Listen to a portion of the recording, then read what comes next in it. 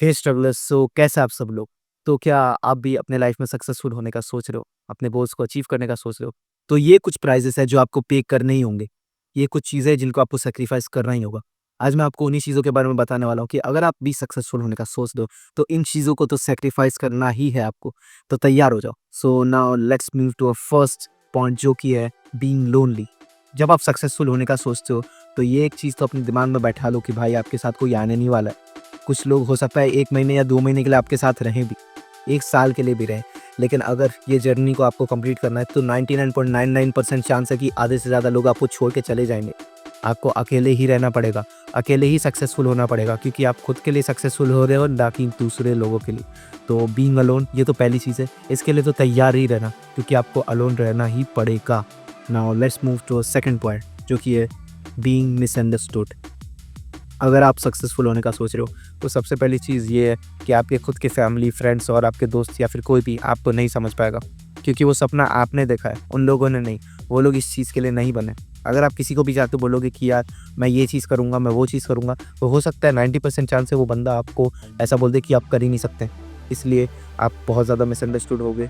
आपकी फैमिली ये समझेगी कि आप फेलियर हो, आप कोई फालतू काम कर रहे हो क्योंकि उन्हें इस चीज़ की नॉलेज नहीं होगी। तो लेकिन आपको आपके ड्रीम की तरफ बढ़ते रहना क्योंकि अगर आपके पास आपका ड्रीम नहीं है तो आप किस चीज़ के पीछे भागोगे? तो आप मिसअंडरस्टूड होने के लिए तो तैयार ही हो जाओ यार। आपको कोई भी नहीं समझ पाएगा। वो ड्रीम आपके लिए बनाया है गॉड ने, आपके दिल में डाला है उस ड्रीम को, उसको सिर्फ़ आप समझ सकते हो।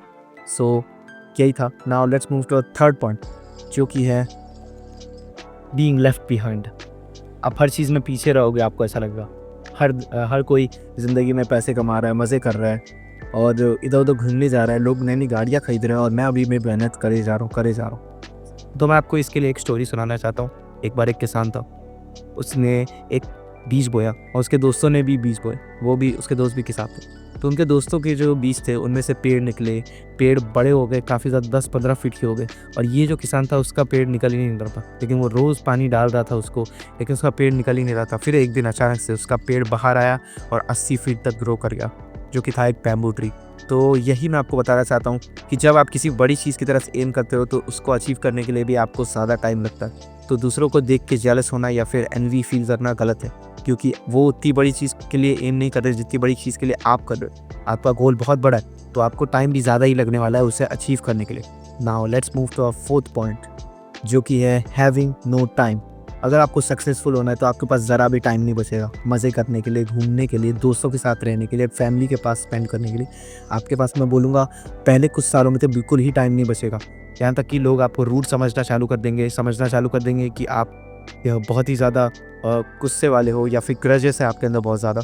आप बहुत ही ज़्यादा एटीट्यूड वाले हो बट आपके पास टाइम ही नहीं होगा क्योंकि आपको बहुत बड़ा गोल अचीव करना है। तो आपको लगातार मेहनत करते रहना होगा, आपके पास ज़रा सा भी टाइम नहीं बचेगा, ना ही फैमिली के लिए, ना ही फ्रेंड्स के लिए।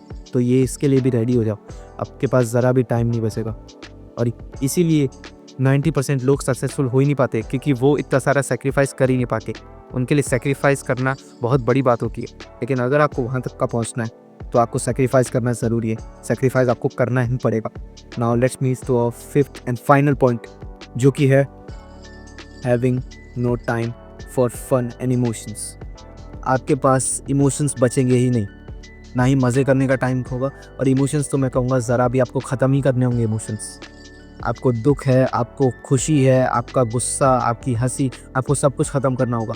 आपको सिर्फ़ और सिर्फ़ काम पे ध्यान देना है। काम के बीच में जो भी चीज़ है उसको भगा दो, कुछ भी चीज़ होने दो वो। आपको केक खाने मिल रहा है, आपका बर्थडे है, भगाओ उस चीज़ को, फेंक दो उस चीज़ को। आपका स्कूल का ट्रिप है, फेंक दो उस चीज़ को, भगाओ उस चीज़ को, कोई ज़रूरत नहीं है इसकी।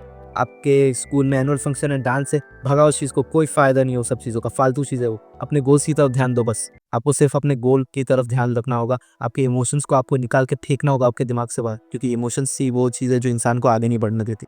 आपको आगे बढ़ना है तो इमोशंस को निकाल दो अपनी ज़िंदगी से। इमोशंस मैं कहूँगा सबसे फालतू चीज़ है। इमोशनल होना ये एक मैन के लिए सबसे बड़ी कमज़ोरी है। जब कोई इंसान इमोशनल होता है ना, कभी वो पीछे खींचता है। जैसे कि इमोशनल होके मुझे आज मन नहीं कर रहा काम करने का, तो मैं अपने इमोशंस की सुनता हूँ और काम नहीं करता हूँ। मुझे आज मन नहीं कर रहा काम करने का, इसलिए मैंने काम नहीं किया। ये क्या बात हुई? मैंने अपने इमोशंस की सुनी। मुझे आज बहुत ही ज़्यादा खुशी, आज खुशी का दिन है, मेरा बर्थडे है, मैं केक खाऊँगा, मैं मज़े करूँगा, मैं ठूसूँगा और सोऊँगा। मुझे काम करने की कोई ज़रूरत नहीं। ये क्या बात हुई? मैंने अपनी इमोशंस ही सुनी फिर से। आज मैंने स्कूल में मार खाई है, मेरे माँ-बाप मुझ पे बहुत चिल्लाते हैं, मुझे कोई ज़रूरत नहीं है काम करने की। ये क्या बात हुई? अपने इमोशंस को अपनी ज़िंदगी से निकालो और अपने गोल्स की तरफ ध्यान दो। तो यही 5 चीज़ें थी जो कि आप अगर सक्सेसफुल होना चाहते हो तो रेडी हो जाओ इन सब चीज़ों को सैक्रिफाइस करने के लिए। क्योंकि इन्हें सैक्रिफाइस किए बिना आप अपने गोल्स तक कभी नहीं पहुँच पाओगे। That's it strugglers. मैंने आपकी लाइफ में वैल्यूएट किया, मैं चाहता हूँ आप भी मेरी लाइफ में वैल्यूएट करो। लाइक, शेयर, सब्सक्राइब कर देना। That's it, thank you, bye bye.